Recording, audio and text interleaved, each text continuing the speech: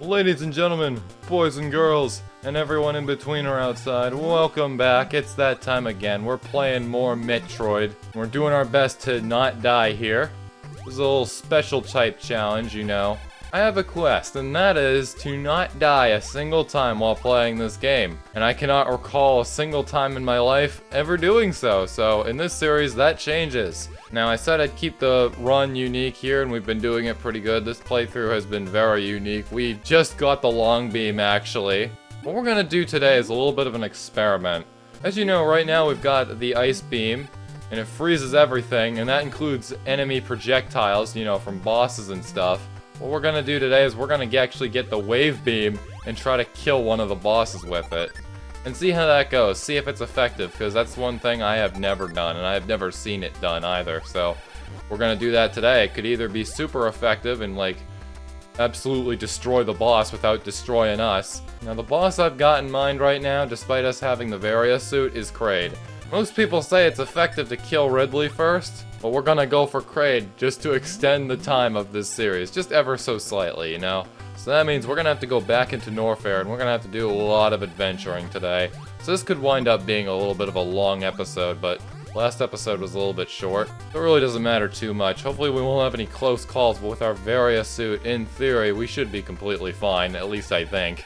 And it's back down this elevator we go. Additionally, while we're in this unique part of Norfair that we're headed to, we're also going to grab the energy tank down there. As I said in the previous series, it is the only energy tank in all of Norfair, which makes it pretty unique and pretty fun to get.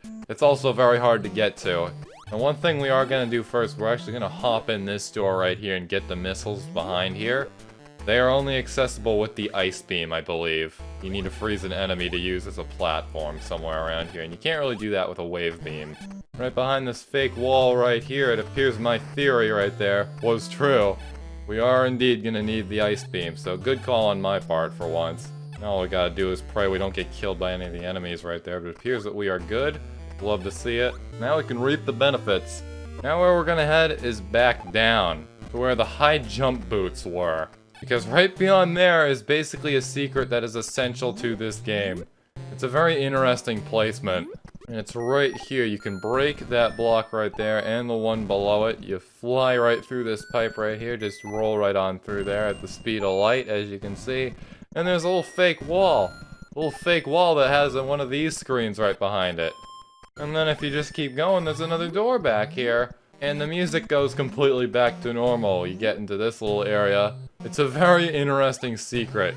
Let me say that right now. And this is the only way to get to the wave beam and another item we're gonna get, the screw attack, which was probably gonna be very helpful in that other room we were in. There are a ton of enemies in there. It'll definitely be essential for Ridley's hideout, that's for sure. But yeah, right behind here, this is the hallway leading to the screw attack. And luckily this time I don't have to worry about farming any more missiles, because we've got plenty. And there we go, we got probably the most powerful item in the entire game right there. It does a lot of damage when you spin into things. And now the wave beam is going to actually be far below us, so we've got a little bit of journeying to do. It's not a journey straight down, we got to go all the way to the left. Luckily we can take out every single enemy except the bosses in one hit with the screw attack, which is very, very nice. I legitimately do not know how you'd beat this game without it. You'd have to have like crazy, crazy skill. Now this is where things can get a little bit confusing, because this is kind of an area where I don't go a lot in this game. It just doesn't get a whole lot of foot traffic from me. So things can get a little bit confusing because you guessed it, there are duplicated passageways here that look identical. This passage we're taking right now may or may not be the right way. We'll find out.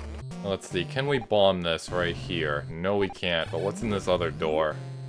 Oh wait, we can bomb that, holy crap. Alright, we'll have to go back there. This might actually be the route to the energy tank, I'm not really sure. If I remember correctly, I think the energy tank is further down. So this might actually be the wave beam, which is pretty nice, but at the same time it might also be a little bit of a problem because we're not going to be able to freeze things. It's going to really be a moment of truth, because I do know for both of these, there's going to be like one of these green rooms right here. You're going to be able to bomb the ground, a little something like that. And then right below is going to be the item we need, or the passage to the item. So, moment of truth right here. We go in this door, and this is probably the energy tank, if I had to guess. Very interesting calculations on my part. So what we're actually going to want to do is we're actually going to want to go through the lava with this one. It's a little bit of a diabolical game choice right there. Kind of why I wanted to get the various suits so early among various other things that exist in this game. But there we go, there's our energy tank from Norfair. Which means we've got a little bit of a journey to go on now for the wave beam, despite it being actually physically very close by to us. There's a big wall that we can't bomb, or floor I should say. And we gotta go around now. Stupendous. Alright, now we're gonna bomb this floor right here. It's actually this block right here, isn't it? Yes, it is. And this is not gonna work, I don't think. Yeah, I told you. Basically, what I do to determine whether the wall or the floor is fake is you see all these black blocks right here, pretty much, like the big things right here that I'm standing on top of. Basically, you can never break one of those. So if there's one in the way of like a fake passageway, I guess, that's what I'll call it, in the floor or the wall, you can't go through it and it's real. So yeah, just a little tip right there. That's how you do it, at least in this area of the game. Anyways, in theory, we should go like right here, and there we go, there's a fake floor we can use, as well as fake lava too. I've always kind of wondered how you could like fake something like lava, of all things. But I guess Metroid has the answer. You just hide the character sprite behind it, and boom. Now coming up here, we've got a little bit of a deadly area because you can actually soft lock yourself in there if you have the invincibility code. Basically, there's a whole bunch of pitfalls in here you can't jump out of, even with the high jump boots. And at the bottom of them, there's lava. And the lava can't kill you if you have the invincibility code. So yeah, you just soft lock yourself. It's also gonna be kind of deadly and very sad if we die right here, but it appears that we are pretty good. Yeah, we're gonna want to stay away from all of those. Definitely don't want the seahorses knocking us in there, but can we bomb this? Yes, we can. Now, is this where the wave beam is at? Yes, it is. Very nice. We'll take it. And there it is right there. Probably one of the more useless items in this game. I just like messing with it because, first of all, it's off the beaten path. And so we can do challenges like this and experiment with the boss. I'm very curious to see how this is going to turn out, but now it is off to Kraid's hideout.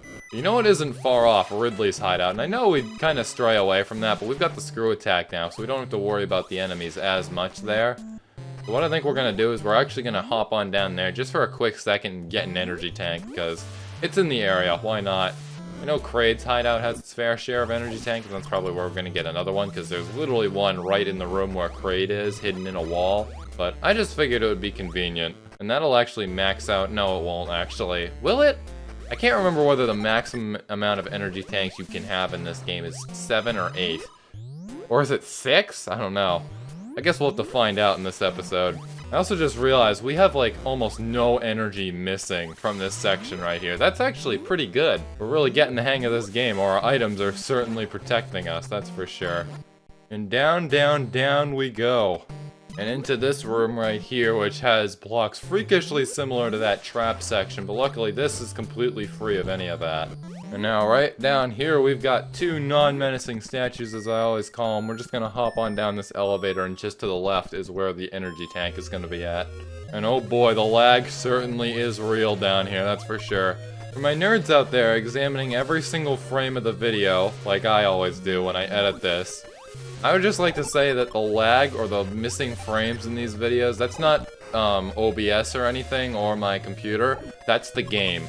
I don't know why the Nintendo Switch doesn't use its full potential or its full hardware capabilities, you know, when playing this game, because this is super, super lightweight compared to, like, what the Switch is capable of in basically every device these days. I don't know why it just chooses to limit itself to the hardware that the NES had way back in the day. It's just a very interesting decision, but right here's the energy tank. Now you don't want to be walking like straight for this, like right here. You want to jump like right about here, because these two blocks right here, just to my right, those are actually fake.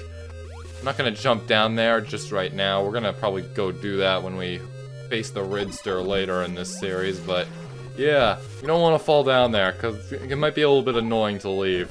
Since we're at full health, we're also going to grab ourselves a missile tank that just so happens to be nearby. Also, I did not know you could roll over into this area right here. That's pretty interesting. Can you break any of the blocks here, though? It would appear that this area... Oh wait, you can break that right there. I did not know that. Okay. Imagine if you're like that one guy who's at like 1 energy, and you're just not paying attention. You roll all the way over the right there and you get killed in the lava. That would be so sad for you. Anyways, this is the place where I died in the previous series. It was for a very stupid reason. We went down here, I think it was even without the Varia suit, and I thought I'd be okay in this little passageway right here. But really, this is where the Varia suit's gonna carry us all the way through here. As well as the screw attack. Those two are amazing in places like this. We can get this missile tank quite easily, too. Without shedding a single energy tank. Amazing, the items in this game, let me tell you that. But now we can get out of here. And we are officially back in the best area of this whole game. And we are going down, down, down, that's for sure. Despite what you may be seeing here, me going up. I believe we might have actually taken a wrong turn in this place, not gonna lie here.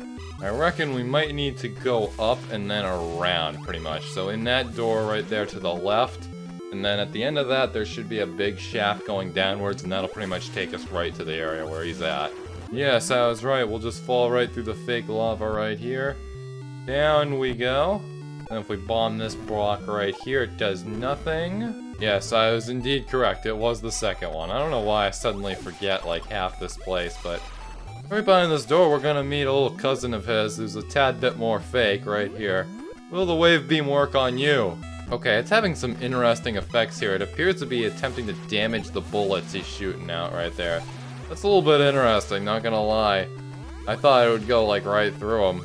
Anyways, we're gonna bomb, like, right here in this hallway, and then right down here and behind this door is the guy we're looking for, pretty much. As well as the energy tank, too, hidden in the wall. Now... oh, I'm actually damaging him slightly. If he's, like, if he doesn't have any bullets on him, or needles, or whatever you want to call it, I can actually hit him with the wave beam. That's cool.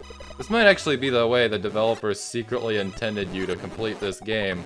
But it's definitely a whole lot more effective than the ice beam, that's for sure. It's gonna save us a lot of energy too, because the only other way to doing this is with the bombs. It's very laggy though. Like he like throws two things off of his back, and the frame rate cuts in half here. There we go, he's gone now. And we can get the energy tank right in this wall right here by doing a little something like that. Now, is that the maximum energy tank count you can have? It is, okay. So that's pretty good. That's like two things left we gotta do. We gotta defeat Ridley, and then we gotta beat Mother Brain again, pretty much. But yeah, that's all I've really got for you today. Hope you enjoyed this video. If you did, like, comment, and subscribe, and I'll see you later. I'm gonna do my best to get out of this place. There's a little bit of a boring part coming up right here. A whole stack of blocks, and I'm kind of sure you guys would kind of be bored to death to just watch me climb up it. But yeah, see you later.